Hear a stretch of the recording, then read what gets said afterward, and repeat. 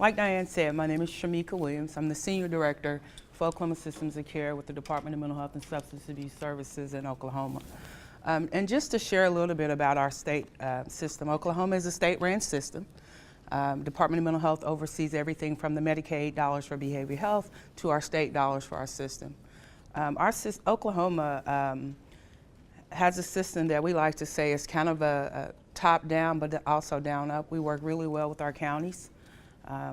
And so, again, although we're a state-run system, our county's input is pretty significant to us as we begin to develop our system.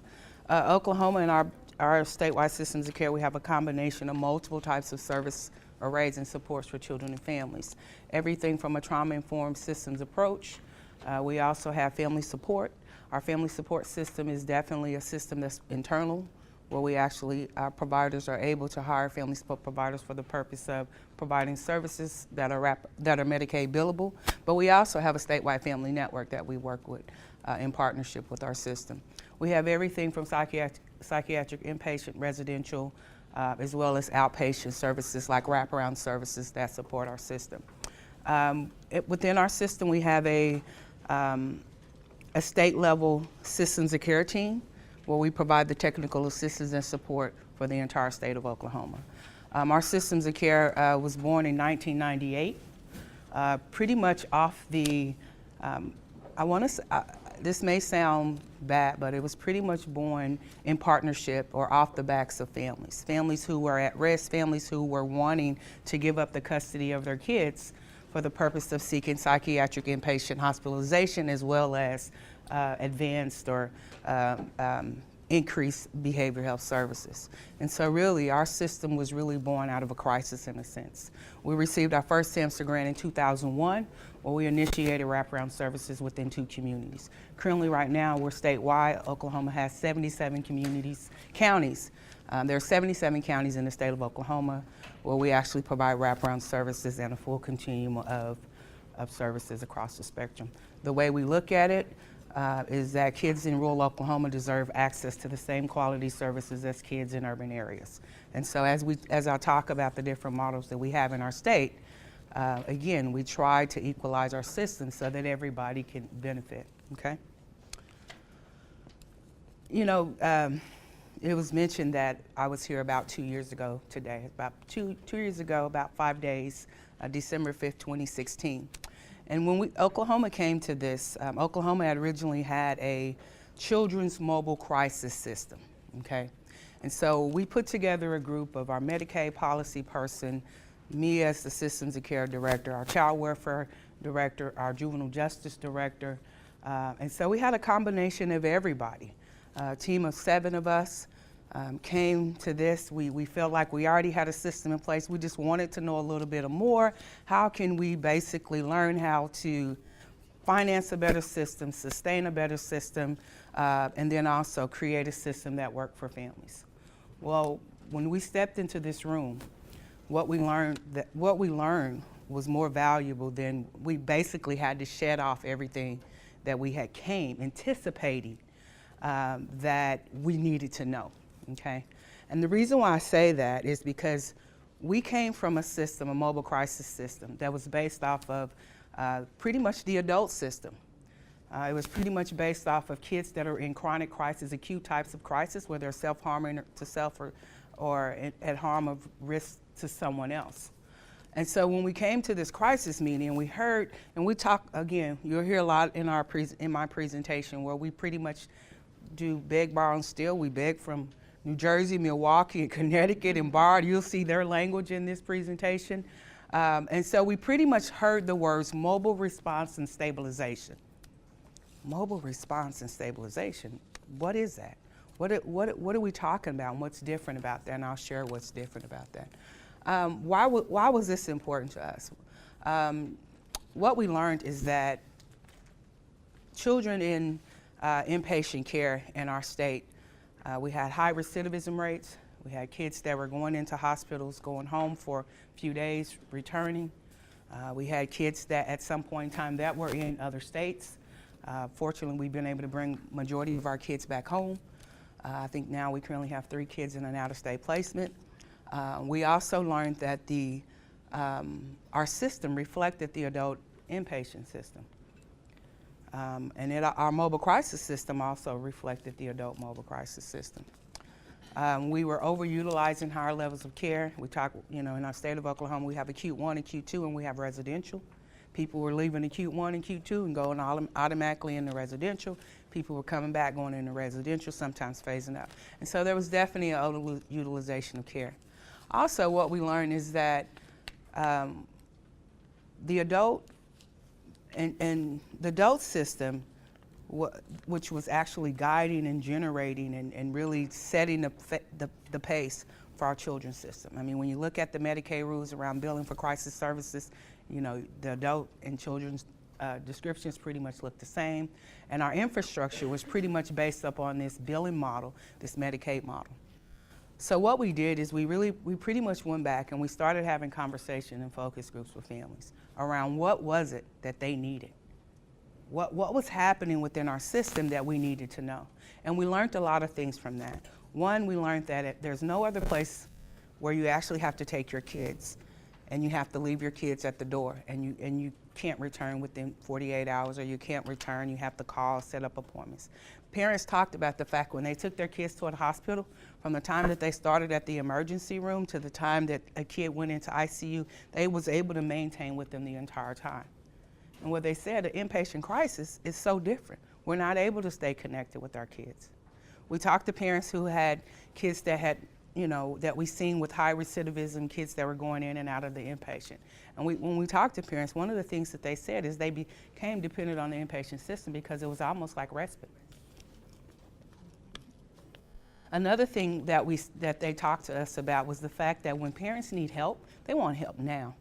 In our behavioral health system, you call, you set an appointment. The appointment might be a couple of days out. The appointment might be however. Parents, when they need help, they wanted help now. And so as we listened to what families told us, and we, again, attended this meeting, we started hearing different terms. And so we wanted to really look at a system where care was really for the benefit of the families. How do we pretty much redesign our system in a way where the value and the benefit is for the child and the family? And so for us, it was not about this is what Medicaid is going to pay for. It's about what is it that we really need, what is it that families are telling us, and how do we design a system to move in that direction. And so that's kind of how we started. And again, I talk about the different national models such as Milwaukee, Connecticut, as well as Jersey that we learned from. And it was like pulling pieces of each one of them and really formulating the Oklahoma model is what we did. This is a picture of our state. Oklahoma is very much a rural and a frontier state. At any point in time in the state of Oklahoma, you can literally start at one end, take you 4 hours to get across to the other end. Okay? And so as we were beginning to look at response time, as we're beginning to look at how do we develop a system, we had to definitely look at the proximity of our state. People say rural and frontier, rural and urban. We added frontier in ours because there's definitely places where there's really not a lot. And again, our goal was to create services and a support network where families, no matter where they stayed in our state, had access to the same quality of care. In the state of Oklahoma, I mentioned we have 77 counties. We have 16 mobile providers. Each one of these little separation, there's a provider responsible for the counties within the proximity of their region. And so again, our providers are contracted in each one of these fold-outs. We have 16 mobile providers, but we also have 24 providers that provide wraparound services that are also connected to our systems of care. And again, our foundation is our systems of care that includes wraparound services and a service coordination model that handles and works with kids that are more, I don't want to say severe, but that are SCD or a little bit more severe than usual. Also, as we begin to think about our network, what was interesting to us is that the families that we work with, Unlike adults, when you go to an adult's in crisis, it's normally the adult that's in crisis and community people really trying to facilitate it. But in most of our situation with kids, 99% of the time, there's always a responsible adult there who's actually managing the situation. Sometimes they can actually escalate the situation, but there's always adult presence. And so the parameters around safety were a little different compared to what you would often see as an adult. So as we begin to establish our system, we really wanted to create a system where there was pretty much a rapid response. We wanted a system where the services were mobile in the community. We wanted a system where these services were available 24 hours a day, 7 days a week, 365 days. So it didn't matter if it was a holiday. However, we wanted to make sure that we create a system that was going to be responsive. You'll see this. This is a combination of Jersey and Connecticut. These are some of the things that we learned when we were here. As we talk about our rapid response system and really responding to that system, there's a pretty significant thing in that. There's something significant in this, because also when you look at the goals of our system, you also look at this particular sentence here, providing or reducing the need for care in a more restrictive setting. One of the things we talk about with our state systems of care is least restrictive environment quite often. And that's pretty significant. It's really about us really looking at the case of the scenario to see, is this something we can manage at a lower level before we begin to escalate up to a higher need service? And so that's really about making sure we're not utilizing high-end services before we actually look at the resources we have at the community level. And so again, when we look at our goals for our mobile response system, is really around supporting the young people in their home and in their community, and then also assisting caregivers with the needed supports and resources that they need in order to manage these crises. Okay? Unlike what we've seen in our old mobile crisis system. It's not really about the parents' capacity to manage it or aiding these families. Again, today as you guys were speaking, we heard a lot about kids that didn't want to go to school, kids that were really struggling with some of that. When I came along here 2 years ago, I went along on a ride-along where a kid physically could not go to school. Well, again, in Oklahoma, that wasn't considered, very much like you said, a crisis. But when you begin to think about that's literally the initial onset and the beginning of something greater happening. And if we can intervene in situations like that before they get escalated, then we have a lot better chance of really reducing the needs for higher levels of care. We have a lot better chance of really reducing, the possibility of a first episode. We have a lot better chance of really helping the family and aiding the family in finding the resources that they need in order to manage and maintain stable in the community. In our system, we kind of look at our crisis continuum, kind of a full continuum. We look at early intervention and prevention, crisis response, and stabilization, okay? That early intervention and prevention is really about what is it that we can do to provide a level of support to families and youth in the community so that we can intervene early or prevent any of these options from happening, okay? In our early intervention and prevention stage, this is where you'll see a lot of things happening for services and supports. We have a lot of school-based services that are happening. We do a lot of training around trauma. We do a lot of community training about mental health first aid, CIT training to police officers, helping them to understand the full gambit of mental health and substance abuse for children and families. This is where we actually do a lot of community planning in our 77 communities to provide training, resources, and supports to all of our counties across the state. Okay? The better we can educate our communities, the better we can educate our families, the better off we'll be in that early identification. This concept for us has been, it takes a village. We've worked in public school settings where we've, done doing football games or doing basketball games, talked about the importance of My Mind Matters. Mental health first, kind of that mental health, how important it is that the brain, how important it is, it's not a checkup from the neck down, but really making sure everything, the brain is a part of the body. And so really looking at ways to educate the public, the communities, families around mental health and substance abuse when it comes to families, okay?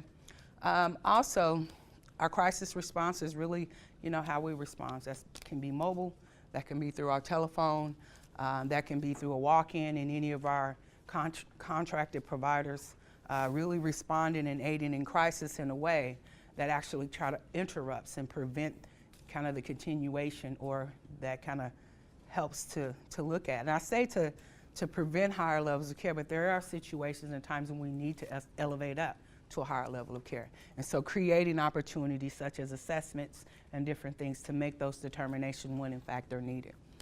And our stabilization services, this is one that I took from Bruce Camrad. As we talk about stabilizers in the Milwaukee system, really looking at how do they use people to stabilize situations when young people come out of inpatient care. Well, the way we decided to design this is really how do we look at stabilization services after the crisis when we're managing these young people in the community, but then how do we look at stabilization as when they return to the community?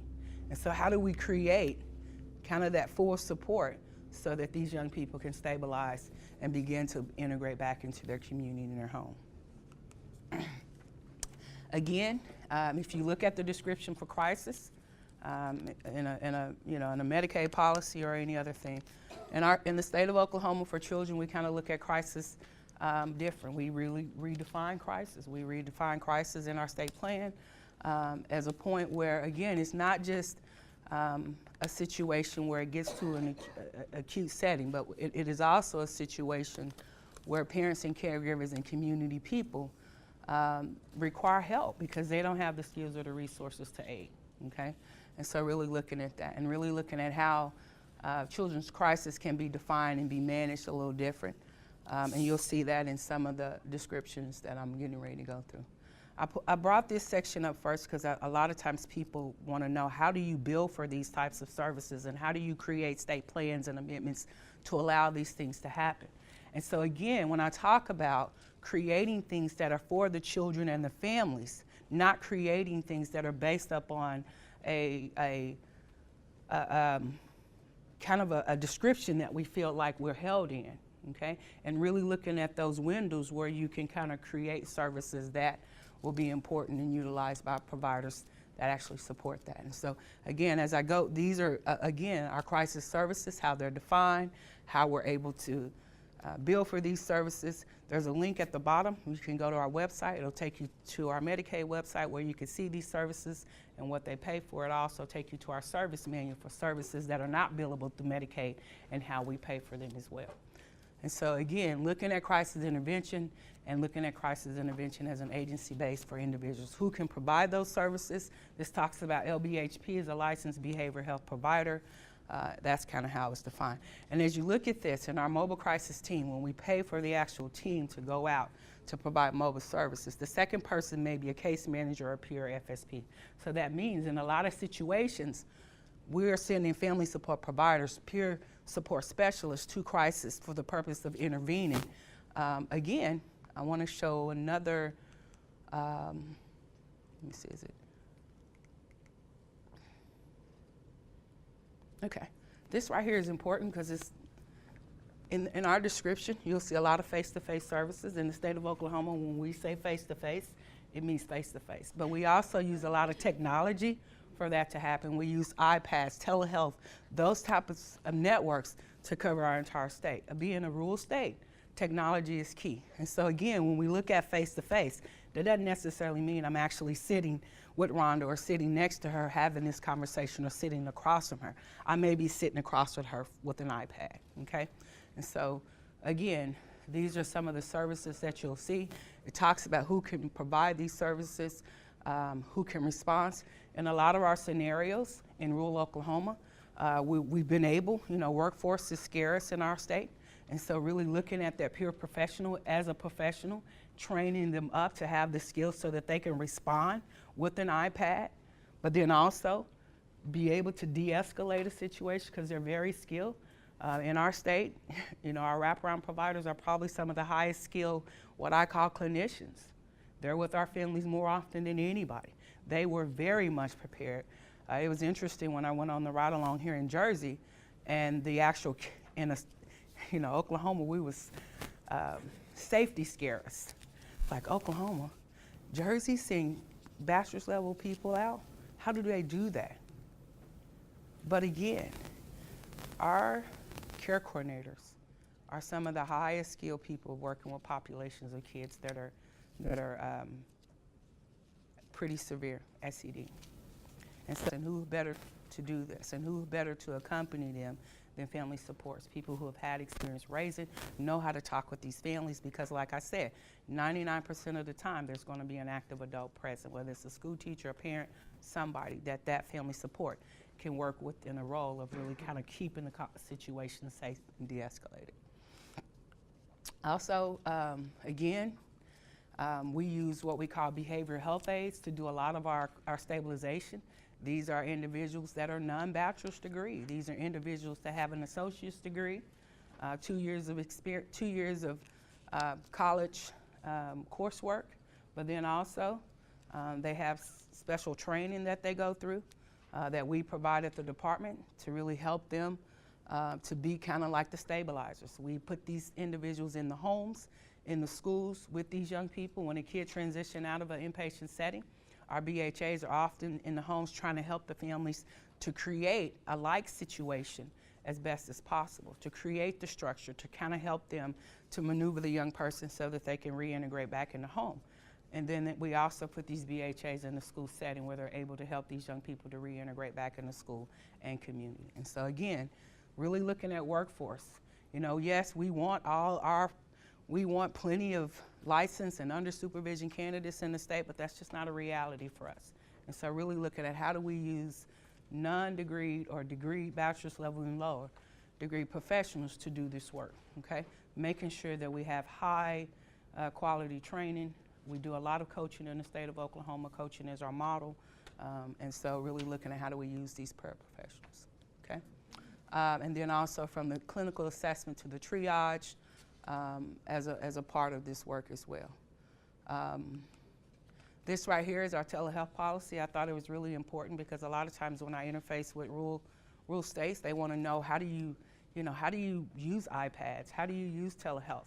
We have telehealth connections and locations in all 77 counties, whether it's through the local hospital, whether it's through the community mental health agency. We have some endpoint there where actual families can go or people can utilize. We utilize our telehealth system as a way to have family-to-family family sessions when parents can't drive 2 hours to an inpatient setting, but they want to participate in family.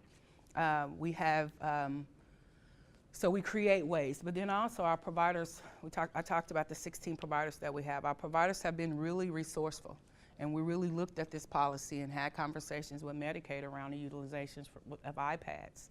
We strip our iPads down to the point where they only have the face-to-face encryption, and we also use wellness apps with our iPads. We have a lot of scenarios and a lot of situations where kids with high recidivism and hospitalization, we send those kids home with iPads straight from the hospital. People say, they mention all the time, that could be very expensive. Well, we've actually shown the cost savings around utilization of technology. Cost savings in multiple ways. Because if you, I don't know, refurbished iPads, a few $100s. When you think about a staff person and how often they utilize that in a face-to-face option, these families can contact us 24/7 for the purpose. When they contact us early, we're able to stabilize and manage that kid in the home until we can get them in an office visit. Distance and travel as we go out to these homes. Some of our homes, are hour and a half, 2 hours away from the nearest office. And so again, technology can be huge when you're in a rural state and really looking at how to connect and interface. And again, that policy is on there, and you can also go to the website and it'll show you everything. Our policy allows us to do everything from provide treatment to assessments. So therapists, when we have a young person that is hours away, we are able to do treatment services, but we're also able to do, intervene in the crisis. Do you ever have issues with telehealth in rural areas where there's no connectivity on the other end? So do we ever have issues in rural areas where there's no connectivity on the other end? Yeah. Yeah. What do you do? How do Well, in majority of the time, that's kind of when we use, like, in some of our frontier areas, we have local, Like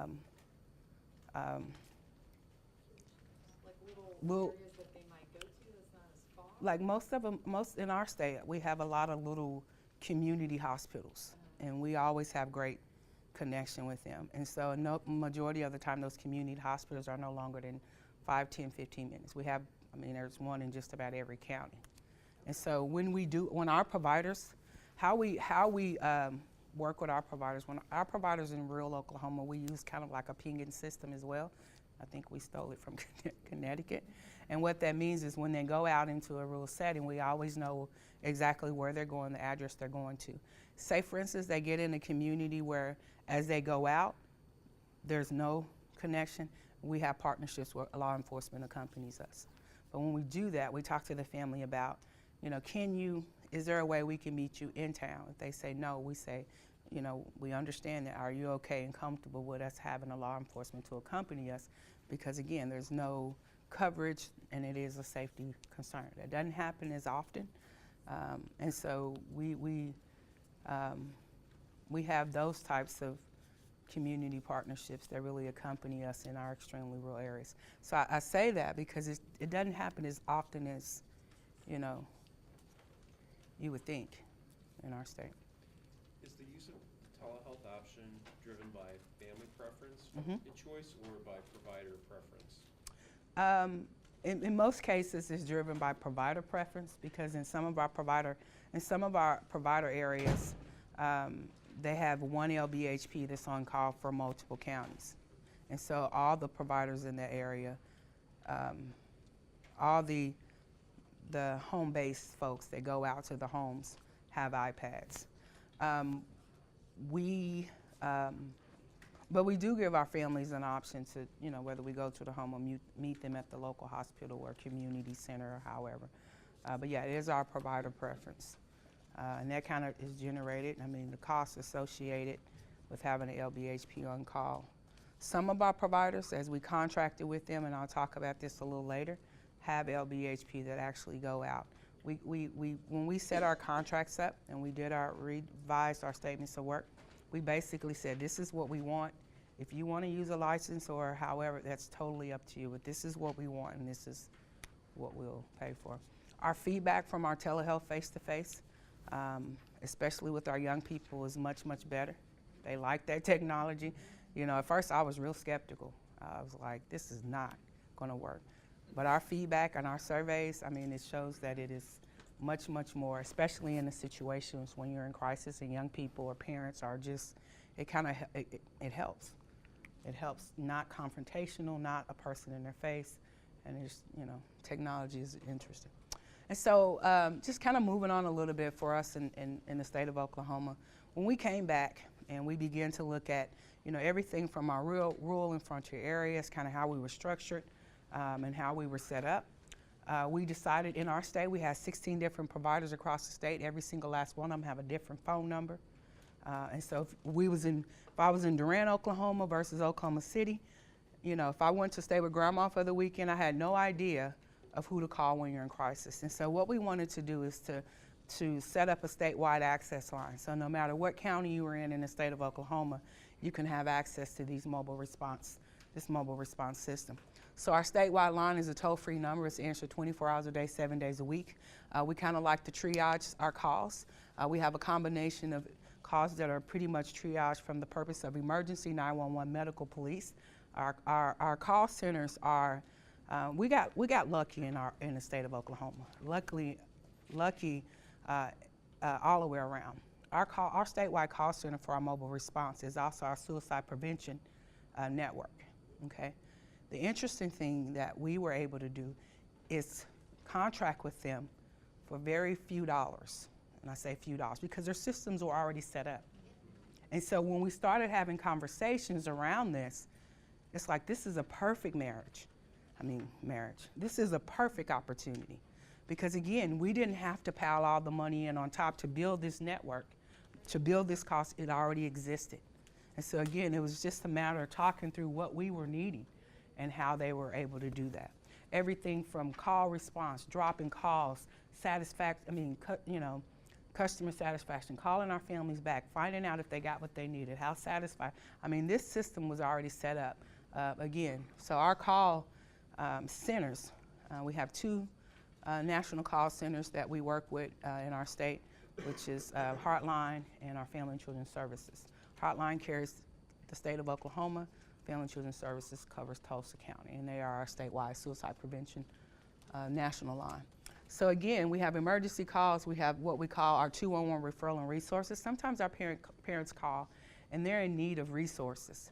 You know, it's like if the electric is off and, you know, they need help, assistance with water, or if the electric is off, again, the kid is kind of struggling, and so again, kind of looking at that hierarchy of needs, how do we help you to get your basic needs met? You don't have food, let's do that. Then also we can provide you with a referral to a provider in your community or set you up. And then we also have our mobile response. When it comes to our mobile response, we pretty much look at it in 2 ways. Our providers don't have the option to determine. We determine for them. It's either a situation where it's acute and we need somebody now. When we have those things, we kind of look at what's going on. Do we need police, fire, medical to accompany? Is that a priority? Or what's going on? You need to be there within 1 hour. Okay? For calls that we look at that are non-emergency call, we kind of look at them in a deferred option, is where our providers are expected to meet the family within 24 hours face-to-face. And that kind of comes off of parents' work, kind of come from the New Jersey model, where parents work, and oftentimes they can say, well, I'm at work now, I'm calling because I need help, but I can meet you at 4 or 6 this evening for face-to-face. And so and if they feel, you know, more comfortable coming into the office, we like to do that within 24. Okay? Again, this is kind of talking about, we have providers, mobile response providers in every county. Our mobile response teams consist of care coordinator, family support provider, peer support specialists who work really hard to de-escalate, divert crisis for the purpose of looking at community resources. We use our wraparound model as a stabilization model. We do up to 8 weeks of stabilization services, anywhere between 72 hours up to 8 weeks. Again, first 72 hours is really intensive. We maintain with the family, and that 72 hours we can see you as often as, often as needed for the purpose of getting things stabilized. What we do in our network is when we get our calls to come in and we go out and do an acute, if we're able to stabilize, our kids get in to see an LBHP the very next day. Okay, so they're able to go the very next day to see a licensed professional in order to continue that diversion work. So your LBHP, you have some kind of special agreement so that you can kind of expedite that appointment, or do you have your own? So all of our providers are expected to have licensed providers available for this. That's a part of the contract. We basically say what you have to do, and you do it. And so what happens is I go out to a crisis tonight, I get that crisis stabilized, I set that person up with an appointment the very next day starting at 8 a.m. Okay? Because next business day, what we learned, and actually we didn't start this initially. This didn't come till later. We're 2 years into this. This didn't come till a little later on. And the reason why it happened, because we had one provider that started it, and we just basically said, that's what we need to do that, and we put it in our contracts. Because what we found out in a lot of cases, that very next day follow-up, parents normally will get on top of it, go in, and sometimes it's like we find out that, they haven't had their medication in a couple of weeks, and so we're able to do all of that stuff as well. Okay, so it kind of keeps these kids from escalating up. Okay. From that point, we begin to work on the plan. These kids are, like I said, within 72 hours, they're assigned to a care coordinator who facilitates, the process. Really working to see what resources they need, follow up with the family. Families have, 24/7 access to the actual crisis team. The crisis team is aware of who this kid is, and so it kind of makes the process a lot easier.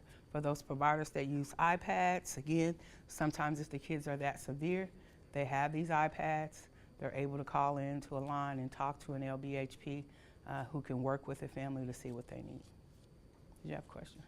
Yeah, I was just trying to understand what level of flexibility there is for providers about who does that initial response. Is it always a two-person team? Is it sometimes a one-person team with an iPad? Sometimes it's one person without a licensed It just depends on the provider. The only thing we say, it has to happen. And this is who, this is who can provide it. And so again, for us, that initial response can be provided by a care coordinator and a family support provider or a peer support specialist who has, The initial response does not have to include a licensed. does not have to include a licensed person, Or on the iPad. even in person or on iPad. But this is the thing. Those teams who respond, they have to have immediate access to a licensed provider. And so if a licensed provider is not responding with them, they have to be able to get that licensed provider in on an iPad or through a telehealth network. Because when in fact, But they when- don't actually, like, if they can handle if it, they can don't. de-escalate and divert it, Okay. not at all. But when in fact it's questionable, then that licensed provider is available to assess to determine the need for a higher level of care, to determine the need for, okay? Can I ask a quick question? Sure. Because it kind of goes back to your triage, Mhm. right? So where you're deciding emergent versus non-emergent that can wait 24 hours. Right. Is that, do you have a tool that you work from, a standardized tool that So- you work from to determine one person to emergent versus non-emergent? Is there a standardized tool that you use? So we have a set of questions that we ask that came, I don't know what, I'm trying to think of what we got. There's a set of questions that we ask. And ultimately, one of the questions is asking the parent's preference. Okay. And so again, even though Johnny is just not going to school today, and however, if mom is, if she feels that she's overwhelmed and this could easily get, we want to go ahead and respond within 1 hour. But if she's saying, you know, everything is pretty stable, can we make an appointment for the early next morning or later on that day? Okay? And so again, that is determined a lot by the preference of the family. Now, when in fact somebody is actively, we've had kids that were running through fields with knife. That's kind of where law enforcement is the first responder, okay? And our providers are secondary.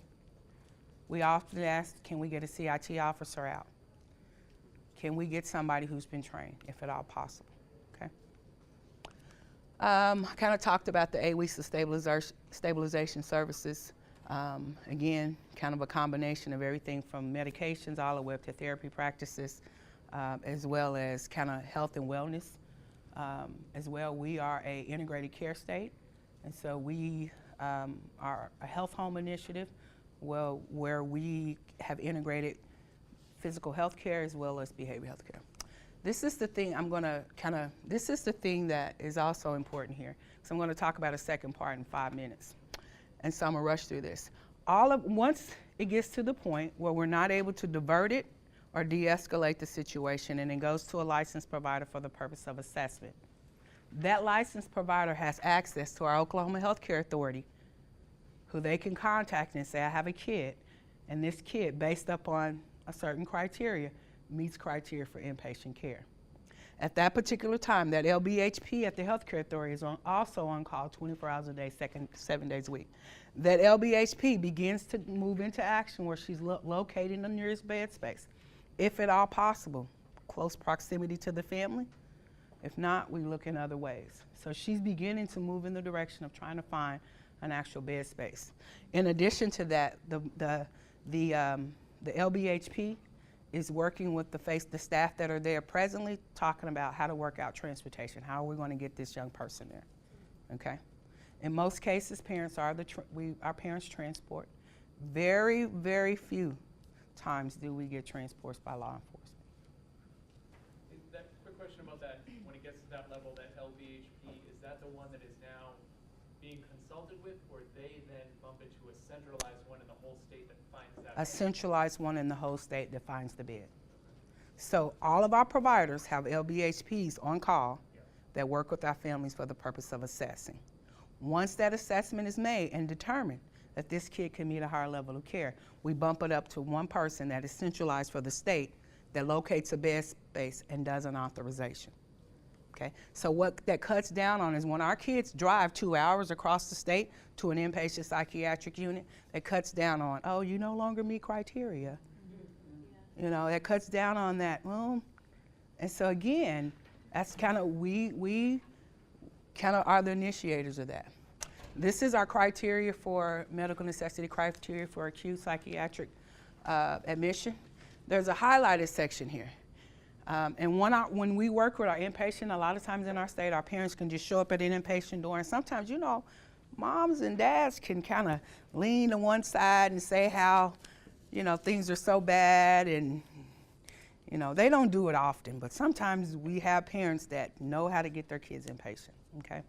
And our inpatient policy has been determined by the reviewer that the current disabling symptoms cannot be managed at a lower level of care. So basically, this is something you have to attest to, okay? So whether our inpatient facilities have to make sure that our kids, you know, it's like based upon these symptoms, can we not manage this kid in a least intensive treatment program? Have we made sure? And that's where you get a lot of situations where kids don't go to community-based treatment, and they just kind of continue that cycle, okay? And so again, we try to look at number 3, and sometimes in settings where kids are acute, we have to get them in, but we also look at, you know, having those real conversations around outpatient treatment, okay? We started community-based authorization in 3 regions of the state. We started this specifically in Child Welfare Region 4, which is one of our child welfare regions, where we had kids in the state of Oklahoma who had, that region was the highest region of kids that were being moved from placement to placement to placement. And as we were working with our child welfare partners, they said, we want to go with the worst region to see what kind of impact, okay? Over the course of 2 years working in that region, now that region is number 1 in stabilization. It got to the point where there was no shelters in that region that had kids in it. Because again, that early opportunity, sending it back to Jersey to intervene for the purpose of stabilizing. When a kid comes out of a hospital that's in the child welfare system, or comes out of a, you know, have had disruption, let's identify those kids. Let's get people into place, working with the families for a plan. How do we keep these kids stable? And in a lot of our scenarios, it has been extremely eye-opening, because it was really about training and, you know, helping foster parents understand their expectations. It was not really hard work about helping them to understand the impact of trauma. You know, sometimes we like to treat trauma symptoms with medications and all these different things, and not therapy, and ways that could actually, you know, create, you know, better outcomes for kids in foster care. So again, we went into the Region 4. Region 4, we're in Region 4, 5, and 2 now, which is the child welfare regions where we're doing this community-based authorization. That means there's not a kid in the child welfare system that can go directly to a hospital or go inpatient without going through this mobile system. And so we're able to divert, okay? That's kind of, these are the regions of the state that we're in now. So again, as you see, we still have the Panhandle and our 2 major urban areas to go. So we're almost there. This is an example of where Oklahoma has come from. When we came here in 2016, we only had 1,733 reported crisis calls in our state. We didn't even have a statewide crisis system, okay? Now we're in 2018, and this is the information from 2018. We haven't really even went public about our call center. We just started putting out youth crisis mobile response information. And we said we wanted to start in the healthcare. We want to start with police officers, emergency rooms, you know, those types of places. So I can't even imagine, once we publicly put it out, what's going to happen in our state, okay? Again, this rollout has been slow. It's very slow. Just building, looking at the high, you know, the low-hanging fruit, you say, and just kind of building up on that. How many youth live in the state of Oklahoma, under 18? How many youth in?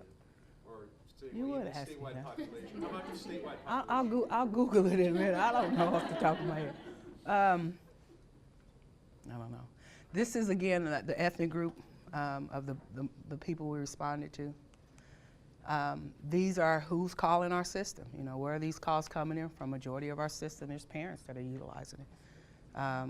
You know, other callers is another high one. That could be grandparents raising grandkids, any kind of thing.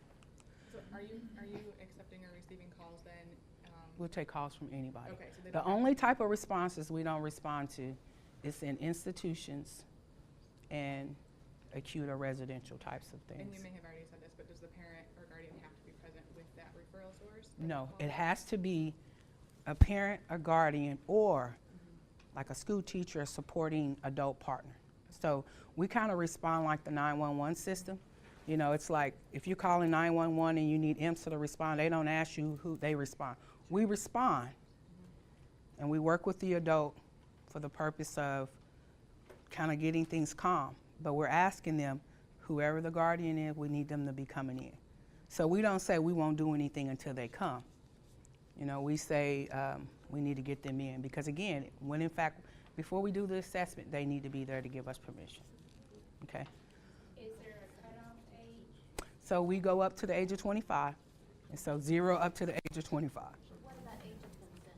So, for instance, Because- is there an age of consent where you can still go out, the parent, if there's a supporting parent? So technically, we're not providing any treatment at that time. So when we go out, we're 911. Our schools have a form. You know, most public school settings have a form that says if your kid needs to consent for medication or can we call IMSA. We're starting to roll our schools out where they actually not just emergency medical, but emergency medical and behavioral health. Okay? And so before we provide any type of assessment, parents have to consent for that, No matter what the age? no matter what the age. Okay? So if they're over a legal age, if they're 18, that's a whole, I mean, they're an adult. They can sign their own consents. But if they're under the age of 18, then parents have to consent, or guardian, or however. Because- One other consent question, back to the hospitalization. Mhm. Is it a clear difference in Oklahoma of voluntary, inpatient, involuntary? Yes. So I'm going to tell you a quick story about that, but I wanted to share. You can't see this one right here. I'm going to go to this slide. This is an interesting one right here because when we have responded to schools, over 81% of our kids maintain in the classroom and never are suspended, expelled, or have to leave for the day. Another stat that I wanted to show is we have right now, and I'm a little sore about this one, because we maintain about an 80% diversion rate. Now we're down around 77. Yeah, I'm a little sore about the 77. But again, we're still new at this, and we're still training and educating our providers. But back to the conversation, the question you said about consents. So, and I'm gonna share a story. Oklahoma being a rural state, we come across teenagers, 15-year-olds, 13, 16-year-olds who actually have their own rifles. We've had numerous situations where we've intervened and went in, and the young people talk about the utilization of those rifles. Early on in this process, we were EODing so many kids because the parents was like really dismissive of, no, he's not going to use it. You know, I really don't think he's going to kill himself. I mean, it was amazing. I don't want to say amazing, that's the wrong word. But it was alarming how many parents, these kids have their own rifles. Some in their room, you know, some homes didn't have gun safes. Parents couldn't. So after we occurred that, we were EODing kids, basically going against the parents' wishes, and we never do that. Because again, parents they didn't believe that these kids would commit these types of acts. And the person who can make that decision is the Yes. LDPH alone. Yes. It's not with a psychiatrist. No, like we 12 other we people. have to make it, and we have to report it to law enforcement and go through that process. The LBHP alone, yes. And when we do that, that's kind of like very similar to the adults. We have to go through the emergency order of detainment for them to go inpatient. Well, we changed that around now, and our providers got real savvy. So some of our providers, we purchased gun locks in rural Oklahoma for the purpose of, can we alternatively create an option where we give you a lock to lock, and you will physically remove it from the home. And can we work with you on a plan to follow up over the next couple of days so that we can know that this situation is stable? And so again, we do EOD if we have to against the parents, very, very seldom. So again, this stuff is on our website. These are some of our outcomes. Again, what's significant about this is some of the things that happened for us pretty instant, was the number of kids that we were able to divert. Also, our parents were just overwhelmed with how quickly we could respond and get their kids in. You know, I don't think we realized how when parents want help, they want help now, and what that means for them. And so that was pretty instant. When we started our CBA process, and our CBA process has only been going on for a year, in non-CBA counties, there was an increase. There was 151 more psychiatric admissions. In our CBA counties, we were able to reduce about 140. That's pretty significant. Right now, our system, you know, again, families can present at an inpatient hospital and still get in. So we haven't locked it completely down to a point where that doesn't happen. And then also what we're doing on the back end is we're really looking at building bridges as a way to work with our inpatient facilities to really change the culture and the climate of how they work with children and families. And so again, our mobile crisis system has kind of come in. Now we're just kind of surfacing, looking at the data, seeing what it tells us, making the tweaks that we need to make. We're still begging. I mean, there was some ideas that came out today, and I was like, ooh, write those things down, because again, anything that we can have to help to make our system stronger is really what we want to do. And we don't necessarily know it all in our state. And we beg, we borrow, we do steal, so. So that's kind of what it is. These are our goals. Again, you'll see a cross between Connecticut, Milwaukee, and Jersey. I mean, how we were able to scope and change. We came here with a different set of goals. And we pretty much reorganized, rewrote our goals to be more what our kids and what our families need. These are our links. I cited these folks because, again, when you steal stuff, you need to give them credit for it. What is that, not stealing? It's not? Okay. When you borrow, you need to give them credit. But then also, I mean, you can go to this website. It'll give you our service manual. It'll give you the descriptions. It'll tell you the reimbursement rates that we pay. You'll be able to see how we design our mobile response, how it pays when two people are responding. You'll see our healthcare authority policies on telehealth, telemed, and again, how we're able to utilize that and how do we interpret that to utilize iPads. And then also, you can go to our Oklahoma Systems of Care evaluation page. It'll give you evaluations that we've done on our mobile crisis system since we started in 2016. I'm just gonna go ahead and ask if your SOWs with your providers are available. Is our what? The SOWs. with your Absolutely. providers. I can get you a copy. I can get a copy of that. Thank you. Yeah, we can do that. Any more questions? I'm curious about what your rollout and getting the word out to the community, what those strategies are looking like for you guys when you're ready to really put the word out. So I am, again, literally like holding my breath because I'm getting so much push. And I'm like, we're not ready. So when we really initially started our planning around this, there's a couple of things that we did. We had conversations with our providers about really changing our model to be more of a kid-friendly model.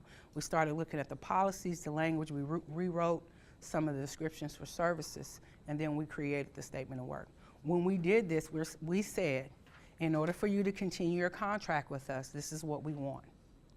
We don't care how you do it, as long as you do. We don't care what, because some of them were concerned with using licensed provider. We don't care how you do it, okay? But we want you to move in this direction. You want to continue to contract with us. We work with providers. Our providers have different pay structures. Some of them pay a weekly rate. Some of them pay an hourly rate, and if they go out, they get it. We don't tell them how to do that. We didn't have no clue to what that would look like. I was like, they ask for ideas. I said, well, let me call this provider, and they can kind of, tell you what they do so that you can look at what would work for you, okay? So we don't tell them the pay structure. The only thing we tell them is, again, you have to be 24 hours a day, 7 days a week. You have to be available to do these types of things. Who you send out, as long as they are over the qualifications of the minimum qualification, that's totally on you.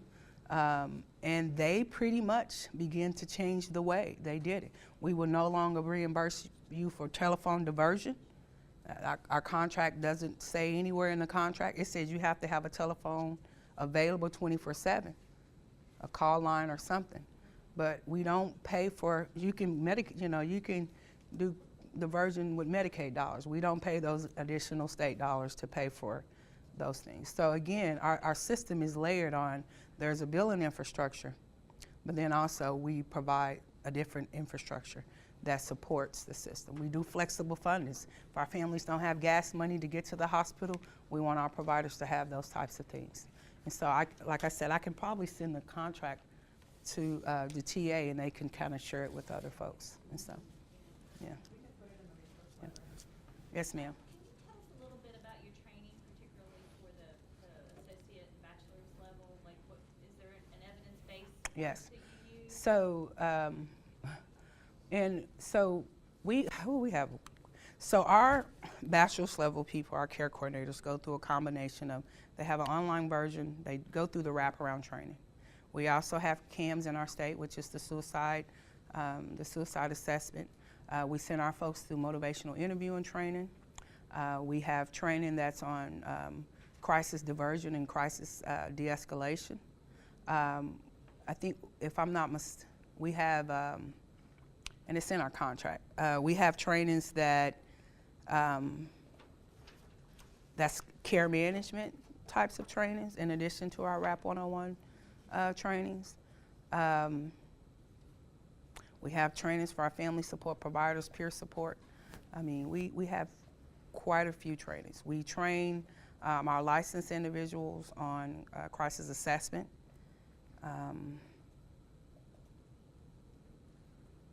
And then, of course, we have those universal trainings that we train our communities on. So that's completely different types of training. So we, in our statements of work, it outlines the training requirements that we require our providers to have. Would you share that? Mm-hmm. We're going to share it. Yeah. But we also do coaching. You know, we have state staff. We have 5 coaches in the state of Oklahoma that are responsible for the 5 regions in the state. And they go out, and each one of our providers also have an internal coach. But we have a state coach that we go out at a minimum once a month to do, you know, everything from, you know, supportive coaching. A lot of times if we get questions, I can email our provider and say, hey, I need this kid's chart, I need the incident. I can look at the real time. So one of the things I didn't mention is our call center has a database. When a call comes in, a call specialist that's trained answers the call. They go through who it is, address, phone number, demographics, the nature of the call, are there any safety threats, is there a developmental disability? They answer quite a few. And our system is web-based. And so when the call is when they do the warm handoff from the call center to the provider, you never lose the person. And once that call is exchanged, that information is in a database, and so our providers can pull it right up on our iPad. And so if at all, when they're talking to the parent and they're on their way, say for instance the call drops, they have that information there.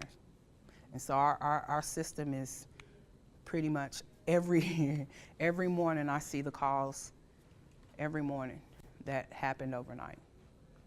I see it right now, and we're getting ready to get a crisis specialist, and I'm a little nervous. Because it's been my baby for 2 years. Don't get me wrong, I do have a lot of help in our system, but this was one for us. You know, I know this sounds extreme, but I say this as I participated in the family groups and the informed sessions with the parents. And these were parents, we looked at our top 10 recidivism kids in the state of Oklahoma. And we begin to have conversations with parents. We begin to have conversations with family members in general to find out what is it that they felt like they needed. And what we found out about our top 10, that's the top 100 kids in the state of Oklahoma that have the highest level of recidivism, if they were not custody youth, parents were exhausted, and we needed to find a way to utilize respite, not as a way of punishment rewards, but these planned breaks for our families to a point that it is a routine. And so we began to do some things different. And again, I say this because ultimately when we came here, we had some things in our head as to what we wanted. But what we learned is that we needed to go back and we need to find out exactly really what we're creating. And it wasn't a mobile crisis system. It was a response system that responded to families that were in need. Because what we do now prevents and it diverts and it intervenes in crisis. And sometimes our kids never rise to that level of care. And so that's kind of where we are. Last thing I seen was 1 minute. Thank you.